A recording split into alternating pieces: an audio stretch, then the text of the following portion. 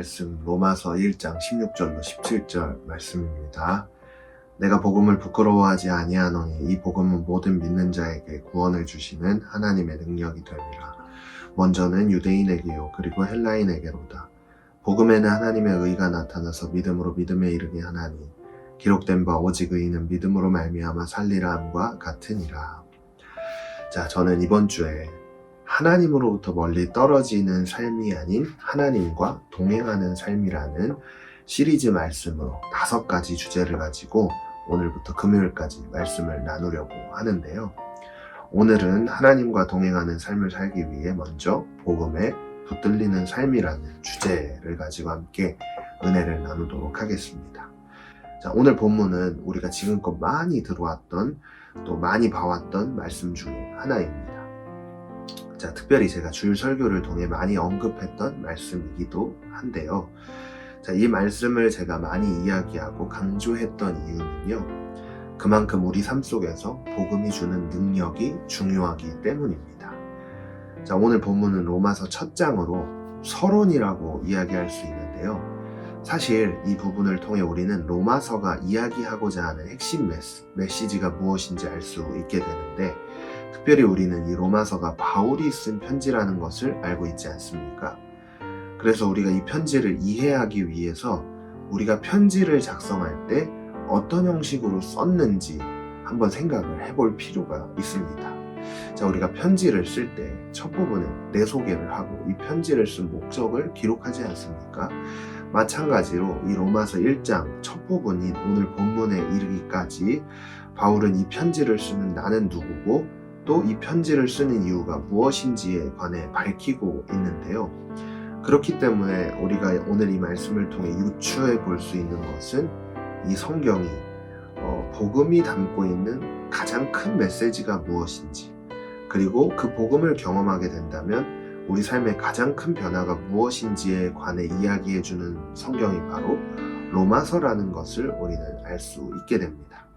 자, 오늘 본문에서 사도 바울은 자신이 경험한 복음이 무엇인지에 관해 먼저 이렇게 설명하는데, 본문 16절을 보면 내가 복음을 부끄러워하지 아니하노니 이 복음은 모든 믿는 자에게 구원을 주시는 하나님의 능력이 됨이라. 먼저는 유대인에게요 그리고 헬라인에게로다.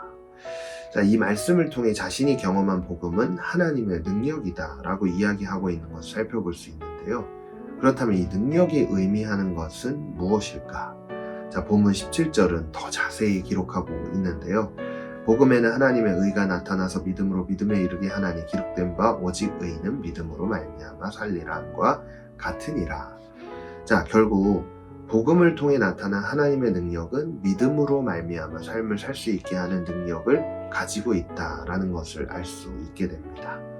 그런데 저는 오늘 이 능력을 지금 우리가 나누고 있는 주제에 대입해서 조금 다르게 표현을 해보고 싶은데요.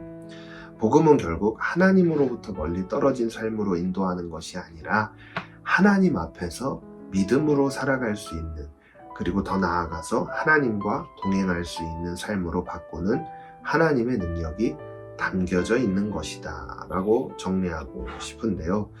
자, 그렇기 때문에 어제 주일 말씀을 통해 하나님 앞에서 내 위치가 어디인지를 점검하는 방법 중에 내가 과연 복음을 얼마나 묵상하고 있는지를 통해 우리는 하나님 앞에서 내 위치가 어디에 있는지를 점검할 수 있게 된다는 것을 함께 나누고자 하는 것입니다.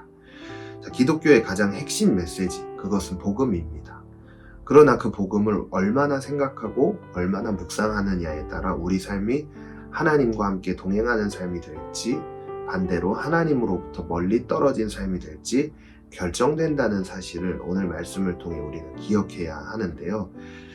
그렇기 때문에 오늘 말씀을 통해 제가 여러분들과 나누고 싶은 것은 복음을 묵상할 수 있는 자리로 나아가야 한다고 저는 말씀드리고 싶습니다. 그리고 더 나아가서 그 묵상의 자리로부터 우리는 복음에 붙들릴 수 있는 삶으로 바뀌어진다는 사실을 기억해야 한다는 것입니다. 사랑하는 여러분, 기도하는 것, 말씀 앞으로 나아가는 것도 굉장히 중요하지만 우리의 삶의 자리에서 의지를 가지고 복음을 묵상하는 연습이 필요하다라는 것을 기억해야 할 줄로 믿습니다. 그럴 때 우리 삶은 복음에 붙들릴 수 있게 될 뿐만 아니라 하나님과 함께 동행할 수 있다는 사실을 오늘 말씀을 통해 기억해 가면서 우리가 살아가는 일평생 하나님과 함께 동행하는 그런 삶이 되기를 간절히 소망합니다. 함께 마음을 모아 기도하겠습니다. 하나님, 오늘도 말씀 앞으로 나아온 우리들을 축복하시고 특별히 복음을 묵상하는 그 자리로 나아가 이 복음의 능력을 누림으로 믿음으로 삶을 살아갈 수 있게 될 뿐만 아니라 하나님으로부터 멀리 떨어지는 것이 아닌 하나님과 동행하는 귀한 삶을 살아낼 수 있도록 우리에게 은혜와 지혜를 부어 주시옵소서. 주님께서 오늘의 삶도 함께하여 주실 줄을 믿으며 예수님의 이름으로 간절히 기도했습니다. 아멘.